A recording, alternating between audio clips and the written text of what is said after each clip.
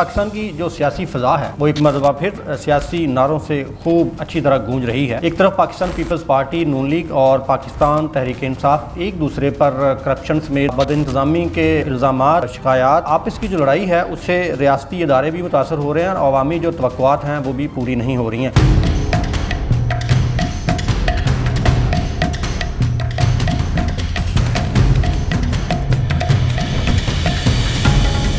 बिस्मिल्लाहिर्रहमानिर्रहीम, आप देख रहे हैं विजन वाइब और मैं हूं सरफराज हुसैन। नाज़रीन, पाकिस्तान की जो सियासी फ़ज़ा है वो एक मरतबा फिर सियासी नारों से खूब अच्छी तरह गूंज रही है। एक तरफ पाकिस्तान पीपल्स पार्टी, नून लीग और पाकिस्तान तहरीक इंसाफ एक दूसरे पर करप्शन समेत दूसरे जो बदइंतज़ामी के इल्ज़ामात और शिकायत और जो इल्ज़ाम लगा रही है उसका फ़ायदा एक तरफ आवाम को तो बिल्कुल नहीं हो रहा, दूसरा इनका आपस की जो लड़ाई है उससे रियासती इदारे भी मुतासर हो रहे हैं और अवामी जो तवक्कुआत हैं वो भी पूरी नहीं हो रही हैं। अच्छा, पाकिस्तान तहरीक इंसाफ जो है वो रियासती इदारों पर सवालात तो उठा रही है, वो पाकिस्तान पीपल्स पार्टी और पाकिस्तान मुस्लिम लीग नून उसकी क्रेडिबिलिटी पर भी बहुत से सवालात उठा रही है। अच्छा, पाकिस्तान मुस्लिम लीग नून जो है वो दिलचस्प बात यह है कि पाकिस्तान मुस्लिम लीग नून हुकूमत में होते हुए अपोजिशन की ज़बान बोल रही है और दूसरी तरफ अगर पाकिस्तान पीपल्स पार्टी का किरदार देखा जाए तो वो जब उसके अपने मफादात की बात आती है तो वो हुकूमत की ज़बान बोलती है और जब उसके मफादात पर कोई ज़िद आती है तो वो दोबारा अपोजिशन की ज़ुबान जो है वो बोलना शुरू कर देती है। ये सारे बयान जो हैं ये सोशल मीडिया की आजकल ज़ीनत बने हुए हैं और मुख्तलिफ जो मीडिया के प्लेटफार्म हैं उन पर ये और अवामी जलसों में ये बड़ी शद्दोमत के साथ गूंज रहे हैं। अच्छा, हर जो सियासी जमात है एक दूसरे पर करप्शन, बदइंतज़ामी और अवामी मसाइल से लातल्की का इल्ज़ाम लगा रही है, मगर सवाल ये पैदा होता है कि इस आपस की लड़ाई में जो अवाम मुतासर हो रही है उसका क्या फ़ायदा है। अच्छा, एक तरफ अवामी मसाइल जो हैं वो पसे पुश चले गए हैं, पस मंज़र में चले गए हैं, क्योंकि आपस की जो लड़ाइयाँ हैं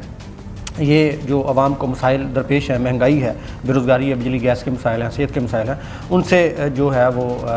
तवज्जो बिलाशुबा इनकी हट गई है और ये आपसी जो नूरा कुश्ती है उसमें मसरूफ़ अमल हो गए हैं। और मेरे ख्याल में इस वक्त संजीदा डायलॉग की ज़रूरत है। जो सियासी क़यादत है आपस में जो दस्त गिरबां है, अवामी जो एतमाद है जो मुतज़्ज़ल हो चुका है उसको बहाल करने के लिए आपस में सियासी डायलॉग की अशद ज़रूरत है। अच्छा, ये जो बयानात नाज़रीन आजकल हम देख रहे हैं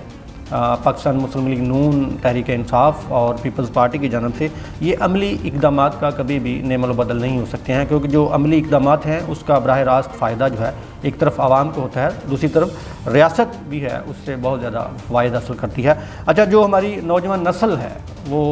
जो पाकिस्तान का मुस्तकबिल है, जिन्होंने इन फ्यूचर पाकिस्तान के जो मुस्तकबिल को और पाकिस्तान की जो इमेज है बैनुल-अक़वामी सतह पर उसको बहाल करना है, उसको उजागर करना है और अपनी खिदमत देनी है, वो इन आपस की लड़ाइयों में, इन सियासी जो पार्टियों की लड़ाइयाँ हैं उनसे काफ़ी ज़्यादा मुतनफ़र हो चुकी है और वो चाहते हैं कि तालीम आम हो और तरबियत आम हो, लेकिन इन सियासी नारों की गूंज से वो बहुत ज़्यादा जो है वो मुतज़लज़ल हो चुके हैं। दूसरी जानब अगर देखा जाए तो जो इन सियासी जमातों की आपस की लड़ाइयाँ हैं वो जमहूरी अमल को भी नुकसान पहुँचा सकती हैं, क्योंकि इन्हीं लड़ाइयों की वजह से पाकिस्तान 4 मार्शल लॉ देख चुका है। अगर आप 1958 के मार्शल लॉ की बात करें तो उससे पहले जो मोहम्मद अली बोगरा साहब थे, हुसैन रशीद सोहरावर्दी साहब थे, उनकी आपस की लड़ाइयों की वजह से जनरल सिकंदर मिर्ज़ा ने 1958 में जो मार्शल लॉ लगाया तो उसकी जो असरात हैं वो दहाइयों तक रहे। उसके बाद जनरल अयूब खान का अगर आप टेन्योर देखें वो 58 से लेकर वो 59 तक 69 तक रहे और 11 साल हुकूमत में एक मार्शल लॉ जो पाकिस्तान में नाफिज रहा उसने जमहूरियत को बहुत ज़्यादा नुकसान पहुंचाया। उसके बाद जनरल याहिया खान का दौर आता है, वो जनरल अयूब की हुकूमत को जो हटाते तो नहीं है, क्योंकि जनरल अयूब ख़ुद अपना इक़्तिदार जो है वो याहिया खान के सपुर्द करते हैं। याहिया खान आते ही मुल्क में मार्शल लॉ लगा देते हैं, जिसके असर ये होता है कि 1973 में पाकिस्तान 2 लख्त हो जाता है। उसके बाद 1977 की अगर बात की जाए तो जनरल ज़िया उल हक साहब आते हैं, मार्शल लॉ लगाते हैं और फिर वो 1988 तक रहते हैं जब वो इख्तियार हादसे में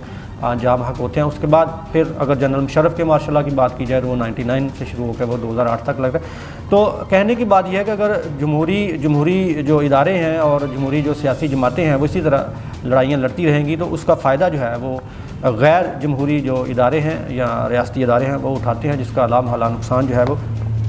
पाकिस्तान को होता है। इस वक्त आवाम की तरजीहात वो बड़ी सादा सी हैं, रोज़मर्रा की छोटी छोटी उनको ज़रूरियात ज़िंदगी चाहिए, उनको सेहत के मसाइल हैं, उनको पढ़ाई के मसाइल हैं, बच्चों के साफ़ पानी के, ट्रांसपोर्ट के मसाइल हैं, और इंसाफ की जो फराहमी है वो चाहते हैं कि इंसाफ उनके जो दर पर हो, और इंसाफ के लिए जो दर दर भटकते हैं लोग, सालों अदालतों में भटकते हैं, थानों कचहरियों के चक्कर लगाते हैं, वो उसमें आसानी पैदा हो, और जो उनके बच्चे हैं उनका मुस्तकबिल जो है वो महफूज हो। इस वक्त सियासी जमातों को चाहिए कि वो अमली इक़दाम और ऐसी पॉलिसी साजी करें कि जिससे इत्तेहाद की फ़ज़ा जो है वो उसकी आवाज़ बाहर निकले, ना कि लड़ाइयों की बाहर निकले। और ये मीडिया और जलसों और सोशल मीडिया पर जो आप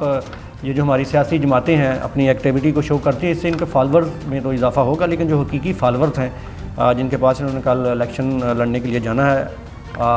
मुंतखब होने के लिए जाना है, दोबारा अगर असम्बली में जाना है, तो जो हकीकी फॉलोअर्स हैं, जो अवाम है, उनका दिल जीतना होगा। अदरवाइज़ फिर ये जो सोशल मीडिया के फॉलोअर हैं ये इनको हकीकी मानो में फ़ायदा नहीं देंगे, और फिर ये उनको उधर ले जाएंगे जहाँ पे इनका मुकद्दर जो है और मुस्तकबिल तारीख हो जाएगा। इसके साथ ही विजन वाइब के साथ सरफराज हुसैन को इजाज़त दीजिएगा। अल्लाह हाफ़िज़।